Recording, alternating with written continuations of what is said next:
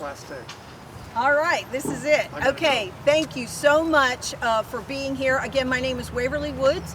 I am the CEO of Virginia Freedom Caucus and the chair of our local Virginia Beach Tea Party. I'm here with former Councilman John Moss, who was extremely instrumental in helping us get the referendum out from a judge so that we can start the process of repealing this prepared meal tax. John, please go over telling us how this works.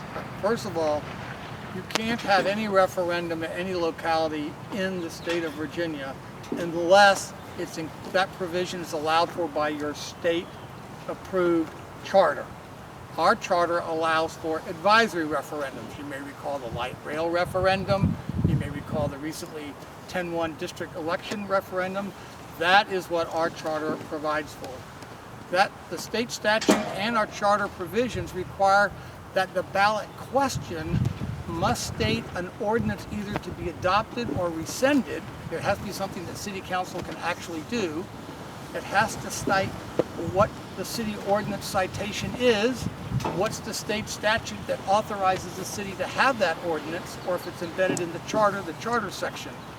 Once you have that, all that, I'll call it the bureaucracy compliance part of the ballot, you get that put on this form, in the form of a question, just like you saw on the ballot for the recently advisory referendum on 10-1. And then, by the city's charter, you have to send that to by the state statute, excuse me, you got to send that to the clerk of the circuit court. She works with the circuit court judge, the senior judge, if my memory serves me correct.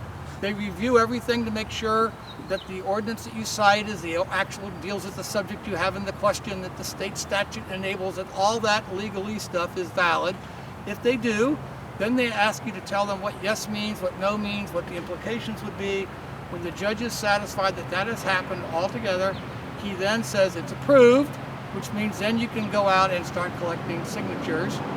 And then our charter says you must collect number of signatures from registered voters equal to 25% of the number of voters who cast ballots, not the number registered, but cast actual ballots in the last general election, and that number is about 42,000. Now, once you meet that threshold, it then has to be delivered in a timely fashion. I think it's by August 1st, or some date close to that. It has to be delivered to the registrar, because she has to go through and certify that in fact all those names are registered against the official rolls. Then that goes to the judge, back to the circuit court to the judge. He then issues an order to the registrar to place that question on the ballot.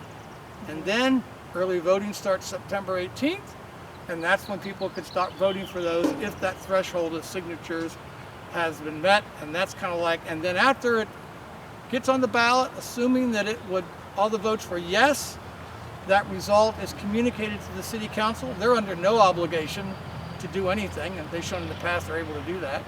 But assuming that they listen to where the people are, they then would have about 6 months as they prepare, because remember, this goes into effect not on July 1 of this year, but July 1 of the following year, 2027. So they'd have 6 months to work their budget magic, the same magic that you work at your home budget trying to make ends meet when you can't confiscate more revenue from your employer. They can get that $111 million eliminated, talk with the public, and then on 1 July of 2027, the meal tax would be no more, and we would have everybody coming to Virginia Beach to eat, because you can eat for 6% cheaper than anywhere else, and we would get a lot of business, and everyone would prosper. Yeah. That's it. That's it. Well, the question, I'll read it. But again, John has said, why is this questions? Why are these referendum questions so complicated?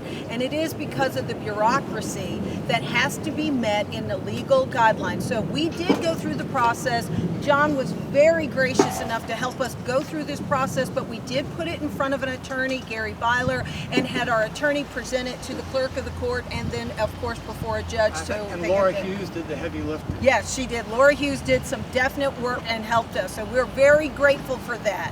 The question is, we, the qualified voters of Virginia Beach, request the City Council of Virginia Beach to repeal the 6 cents prepared meal tax enacted under Chapter 35, Taxation, Article 6, Tax on Meals of the City's Code Ordinance, subsection 35-138, enabled by Code of Virginia, subsection 58.1-3833, and not reinstitute it for any amount with the adoption of the fiscal year FY 2027-2028 operating budget and capital improvement program that is in effect July 1st of 2027. Again, that is a long question, but it meets all the legal criteria.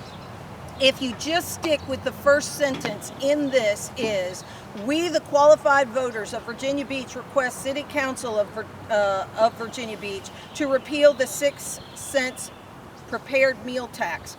Period. If you just stuck with that, the answer is yes. So, but again, that's why these have to be so complicated. So going over the yes and the no votes, you've explained why the yes and no votes, we have to send that to the judge.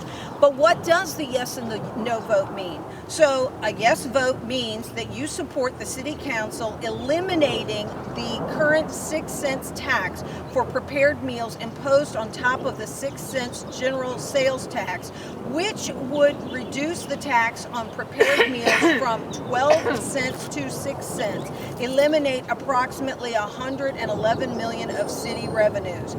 But again, we've already discussed where you can eliminate that $111 million of city revenues. A no vote, that means that you support the City Council continuing to levy the current 6 cents tax for prepared meals imposed on top of the 6 cents general sales tax for a total tax of 12 cents. So imposing a tax burden of approximately $111 million. So again, John made some really valid points. When your budget's tight, do you cut the budget? Do you look for ways to maybe, look, let's see what I can refinance. Do you refinance the house to maybe get your monthly mortgage down? Do you reevaluate your insurances, maybe for your car? Maybe you evaluate cell phone companies and see if you can find a cheaper cell phone bill. These are just basic things that anybody does. You cut coupons before you go to the grocery store. This is stuff that every single one of us have to go through when we aren't living off of private-public partnerships. We're just saying that this City Council should do the same. And by the way, this very same City Council is the one that wanted a 70% pay raise 2 days before Thanksgiving. 2 days before Thanksgiving, they were going to have a 70% pay raise. This isn't a City Council that's thinking like we have to think at our kitchen table budget bending.